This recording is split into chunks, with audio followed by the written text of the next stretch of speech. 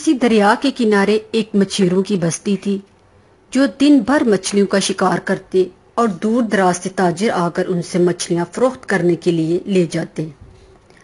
ان میں ایک راحت نامی نوجوان مچھیرا تھا جو اپنی بوڑھی ماں کے ساتھ چھوٹے سے گھر میں رہتا تھا۔ سب مچھیروں نے دریا پر اپنی اپنی جگہ پر قبضہ کیا ہوا تھا اور کوئی دوسرا کسی کی جگہ پر شکار نہیں کر سکتا تھا۔ اسی طرح راحت بھی دریا کے کنارے ایک جگہ پر روز شکار کے لیے جاتا اور تقریباً روزانہ ہی ایسا ہوتا کہ جس جگہ راحت شکار کرتا اس طرف مچھلیاں آنے سے پہلے ہی دوسرے مچھیرے جال ڈال دیتے۔ یوں دوسرے مچھیروں کے جال میں وافر تعداد میں مچھلیاں آتی اور راحت کے جال میں تھوڑی سی۔ دیگر مچھیرے اکثر رات کو بھی جال ڈال دیتے تاکہ رات کو مچھلیاں جال کے اندر ہی سو جائیں اور صبح وہ انہیں شکار کر لیتے۔ لیکن راحت رات کو جال ڈالنا پسند نہیں کرتا تھا۔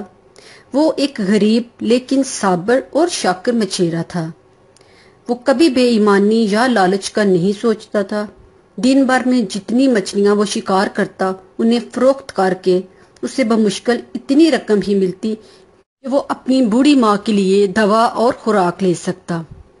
کچھ مچھیرے اسے بے وقوف بھی کہتے تھے لیکن اس کے باوجود بھی وہ اپنی بستی میں ایماندار مشہور تھا۔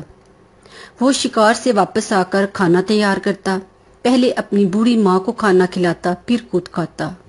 وہ اپنی ماں کی خدمت کے لیے ہر وقت کوشاں رہتا۔ وہ رات کو اس کی ٹانگیں بھی دبا کر سوتا اور جب ماں بیمار ہوتی تو ساری ساری رات جاگتا رہتا۔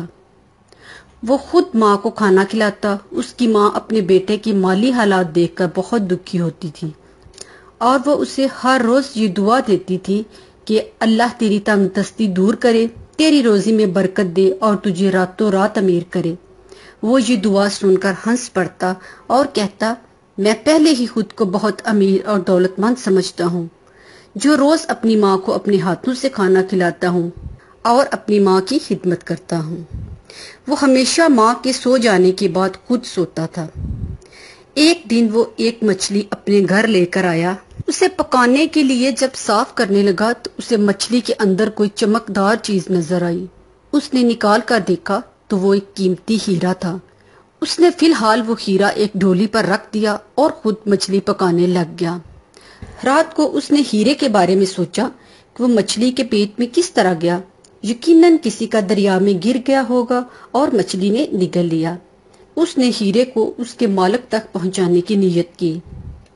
دوسرے دن وہ شکار پر گیا اور ہیرے کے بارے میں حساب لگانے لگا کہ مچھلیاں فلاں طرف سے آئی تھی تو اس طرف ہی ہیرے کا مالک ہوگا۔ خیر مالک کو ڈھونڈنا اتنا آسان بھی نہیں تھا۔ اس نے سوچا میں ملک کے قاضی کو یہ ہیرا دے دوں گا، وہ خود اس کے مالک کا پتہ لگا لے گا۔ وہ شکار سے واپس آ رہا تھا، اس نے ایک اعلان سنا کہ کسی تاجر کا قیمتی ہیرا دریا میں گر گیا ہے، کسی مچھیرے یا کسی اور شخص کو ملے تو اسے فلاں جگہ پہنچا دے، اور تاجر 3 دن کے لیے فلاں ہوٹل میں ٹھہرا ہوا ہے۔ راحت نے یہ اعلان سنا تو خوش ہو گیا کہ چلو ہیرے کے مالک کا پتہ تو معلوم ہوا، میں کل اسے واپس کر دوں گا۔ دوسرے دن اس کی ماں کی طبیعت خراب ہو گئی۔ اس نے گھر میں کوئی دوائی دی، جب آرام نہ آیا تو وہ اسے قریبی ہسپتال لے گیا۔ وہاں اسے سارا دن لگ گیا۔ شام کو گھر آیا، ماں کے لیے کھانا بنایا، اسے سلا کر خود سونے لگا تو اسے ہیرا یاد آ گیا۔ پہلے وہ تھوڑا پریشان ہوا لیکن پھر اس نے سوچا ہیرے کا مالک ابھی 2 دن اور یہاں ہے، میں کل واپس کر دوں گا۔ دوسرے دن ہیرا ساتھ لے کر وہ شکار پر گیا۔ اسے وہاں جا کر معلوم ہوا کہ تاجر نے اعلان کیا ہے جو ہیرا ڈھونڈ کر لائے گا میں اسے منہ مانگا انعام دوں گا، کیونکہ ہیرا بہت قیمتی ہے۔ راحت مچھیرے نے جب یہ سنا تو شکار کرنے کے بعد گھر چلا گیا۔ اس نے آج بھی ہیرا واپس نہ کیا۔ تیسری صبح جب وہ شکار کرنے گیا تو اس نے سنا کہ تاجر نے کہا ہے کہ آج جو ہیرا واپس کرے گا میں اسے جان سے مار دوں گا۔ راحت مچھیرا یہ اعلان سن کر ہیرا لے کر اس ہوٹل میں گیا جہاں تاجر ٹھہرا ہوا تھا۔ اس نے وہ ہیرا اسے دکھایا اور پوچھا کیا یہ تمہارا ہیرا ہے؟ تاجر نے فوراً پہچان لیا اور کہا ہاں یہی میرا ہیرا ہے۔ راحت نے بتایا کہ یہ ہیرا میرے پاس پچھلے 5 دن سے ہے اور میں اس کے مالک کو ڈھونڈ رہا تھا کہ آپ کا اعلان سنا تو لے آیا۔ تاجر نے پوچھا، تم ہیرا پہلے دن کیوں نہ لائے جب میں نے نہ تو کوئی انعام کا اعلان کیا تھا اور نہ ہی سزا کا؟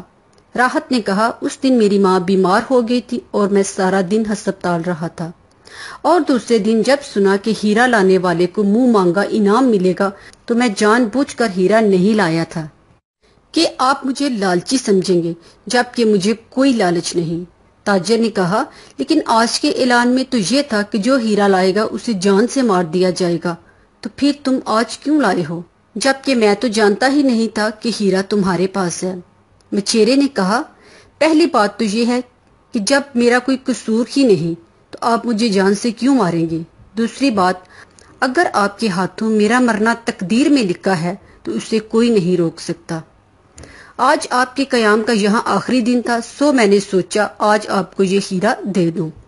تاجر راحت کی باتیں سن کر بہت خوش ہوا، اسے گلے لگایا اور اسے کہا کہ میں ہیروں کا تاجر ہوں، میری دولت جائیداد دور دراز کے علاقوں میں پھیلی ہوئی ہے اور میری کوئی اولاد نہیں ہے۔ مجھے بہت سالوں سے ایک ایماندار بے لوث شخص کی تلاش تھی، آج مجھے وہ شخص تمہاری صورت میں مل گیا ہے۔